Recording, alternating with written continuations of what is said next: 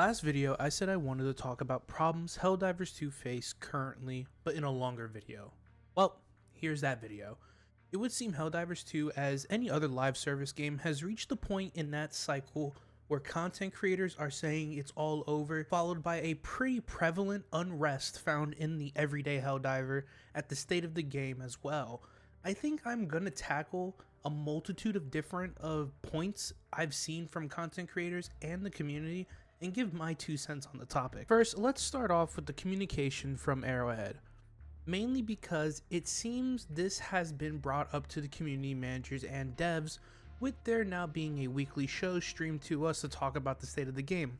Honestly, I love this. However, I think a simple blog post would do the trick. If you ever played Destiny 2, you would know that for Bungie, we had the TWAB, or well, I guess now TWIB, which stood for This Week at Bungie, or now This Week in Destiny. Arrowhead could do this as well, call it status report, super sit rep, whatever.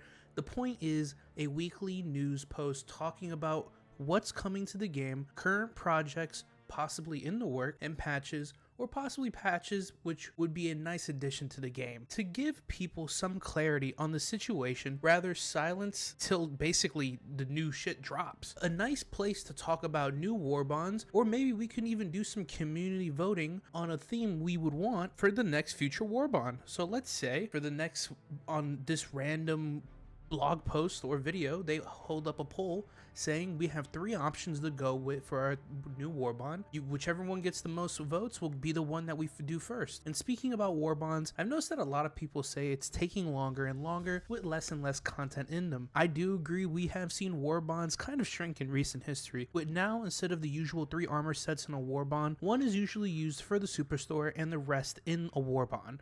The weapons going down from 4 to 2 now, but with length of time between each has stayed relatively pretty consistent. And after doing the math between each release date, for early warbonds cutting edge through Viper Commandos, you had a 30-day interval, with the lowest being 28 and the highest being 35, with Freedom's Flames to present day now being 43 days between each and the highest being a 56-day gap, the lowest being a 42-day gap. All to say that there is an issue with warbonds, especially since not only are they shrinking slightly and taking longer, but due to most players being maxed out on resources and currencies, warbonds are almost instantly completed, which on one hand is awesome because, well, you don't have to wait to get your hands on the new stuff. However, it makes it to where grinding for new things is almost always going to be cut in half. I feel Arrowhead really should think about doing another mobilization warbond for the game. However, this is where I might catch some flack with some people. I don't think it should be free. I think getting a cash injection could really help the development of new stuff possibly. And I'm not ignorant to the fact that shit can't always be free. I mean, at most, I've spent $70 on this game, $60 for Super Citizen Edition, and $10 for the first warbond that came out. This is a company after all, and I think they made another 10-page warbond, selling it for 15 to 20 bucks. We could get the same amount of content in the first mobilization, can justify the development time dedicated to it. Now, when it comes to resources and currencies always being capped, as I stated, the way you can deal with this is you need dumps for players to spend their money and samples on. And it needs to be more than just a DSS power. I think the introduction of a Galactic war mechanic where players can donate resources to strengthen the defenses of planets would be awesome. You can install a SAM site network on Yalavar, or a SEAF headquarters to make it to where the planet's passive liberation defense percent that boosts players' liberation efforts in a defense, all being flavor text and not having any in-game assets so not to chunk the performance, allow players direct impact with their resources past the DSS. Imagine if we had a fortress world that held a checkpoint on the hyperlanes due to community intelligence and donating to specific worlds so that we could trap enemy progress. This is already halfway done in the game, with bots having factory worlds and even us having specific key assets on specific worlds like the civilian center and scientific lab center. This would just open it up to the player base instead of being exclusively a dev option to push the narrative. I've seen a lot of talk about updates and how we fix one thing and it breaks 2 other things. This loop where there's always something broken, which sucks. And don't get me wrong, I don't like the performance issues, or when my special weapons aren't zeroed in first person, or that dreaded autocannon reload bug where you're just stuck there and can't reload the gun. However, this just feels like a fluff complaint, as every game has bugs. Performance issues, I won't let slide because the game didn't have performance issues like this before, but the bugs are a sad fact of gaming. No game will ever be perfectly engineered at this size, and while I won't excuse the behavior, I also won't become an armchair developer. There's no point. This game's always going to have a bug, and they do get fixed relatively quickly. I think this all boils down to time investment. Sadly, this game has hit the point where we need another evolution. We haven't had new ship modules in a long time, no way to evolve our power base past new weapons through warbonds. We haven't even had an evolution of our super destroyer either, as well as no new real major objectives. We have had one new convoy side objective that is exclusive to bots, and a biotitan nest for bugs. I think we really need to see development time invested in the creation of new mission types altogether. We have normal operations, defense missions, blitz missions, which are just normal missions with a 12-minute timer, and an eradicate mission. We need a new mission altogether, be it assassination missions, rescue Seif general mission, I don't know, but we need new ways to engage with the game. I think honestly something that would be fun and be really adding a solo type operation called infiltration missions, where it's just you and the mission plays out more like a linear COD story mission than the usual open operation. But I do see how this could be a issue, as it goes against the core fundamentals of the game being a co-op PvE horde game. But a lot of people do solo mission attempts, and giving that part of the community some love wouldn't go unappreciated, at least I think. As well as MOs need a philosophy shift. I've noticed recently, and maybe it's just me, but it feels that when you lose an MO, the consequences are dire for us. We lose planets, we lose valuable resources that push back the progress of super weapons due to supply lines being disrupted, and logistics become strained, leading to less ammo, and sometimes only being able to use 2 stims a mission, which is awesome. This translates to the player that, hey, if you lose in this war, shit can get dire quick. It makes the world feel alive, and the war is real, with real consequences. Yet when we win, almost nothing has changed for the enemy.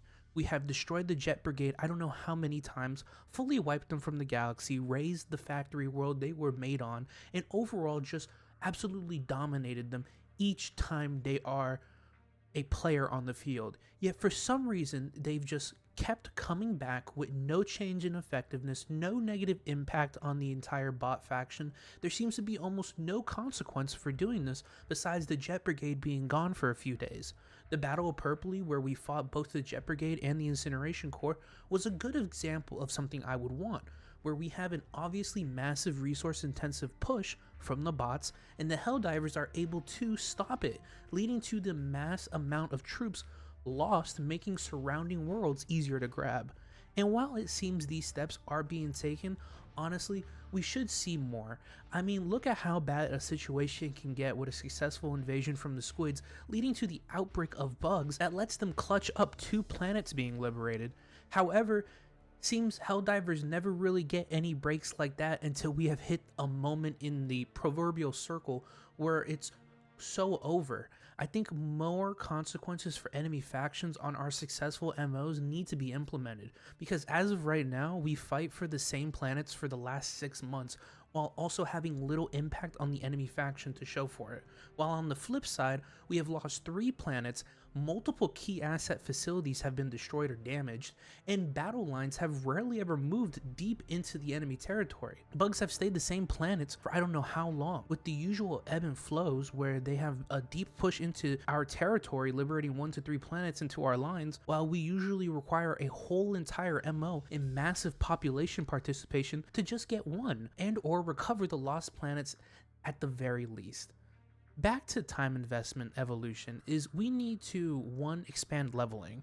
Now, I won't say leveling feels meaningless, because I've always found that critique to be the most empty thing to say. Leveling and its importance is in the eye of the beholder. One person can give no care in the world, while another may find extreme value in trying to be max level.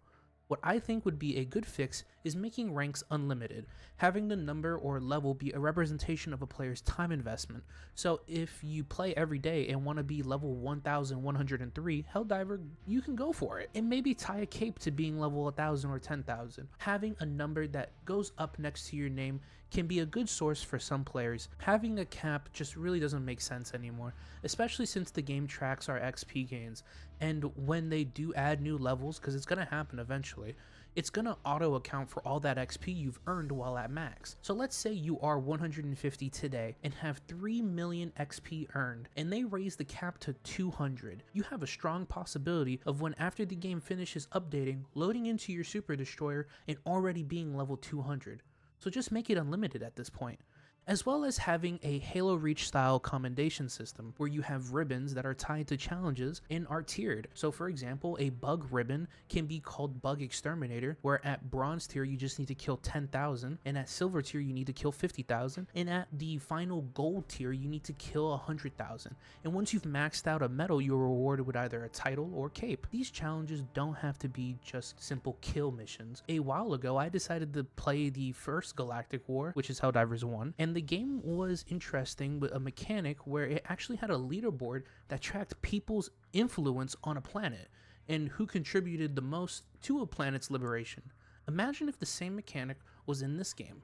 Now I know the liberation of planets is drastically different, with planets taking way longer in Helldivers 2, but imagine instead of a list of people where you put into quartiles, depending on how much you contributed, where you are either in the top 50, 20, 10, 5, and even maybe 1% of contributors in a planet's liberation.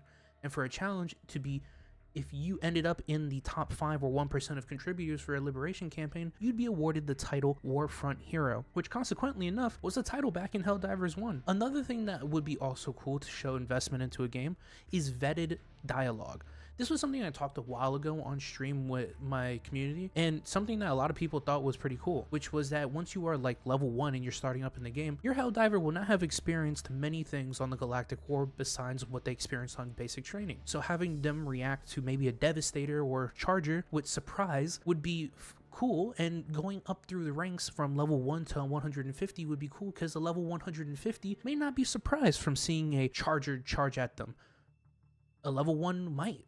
It would be cool to see a difference between a level 1 Helldiver through dialogue with a level 150. The core issue right now facing Helldivers is the gameplay loop is addicting, but we need things to work towards besides major orders and liberating planets that, if I'm being real, will be lost a week later. I love this game, and I know the devs keep an eye out for videos, so I wanted to make this video as a way to point out what I think are the issues with the game, as well as provide solutions I know and members of my community would want to see. I hope this video didn't come off as like a hit piece on Arrowhead, as I'm not really trying to farm negativity like others, but to actually push this game in a positive manner. And in so, I would love for you all to contribute to the discussion and propose your gripes in the comment section down below. Thank you for your time, and if you're looking for fellow Helldivers to spread managed democracy with, join the 2nd Liberation Battalion. Discord link is in the description. And a big thank you to all my channel members and coffee supporters bankrolling the dream. Be safe, and most importantly, don't drown.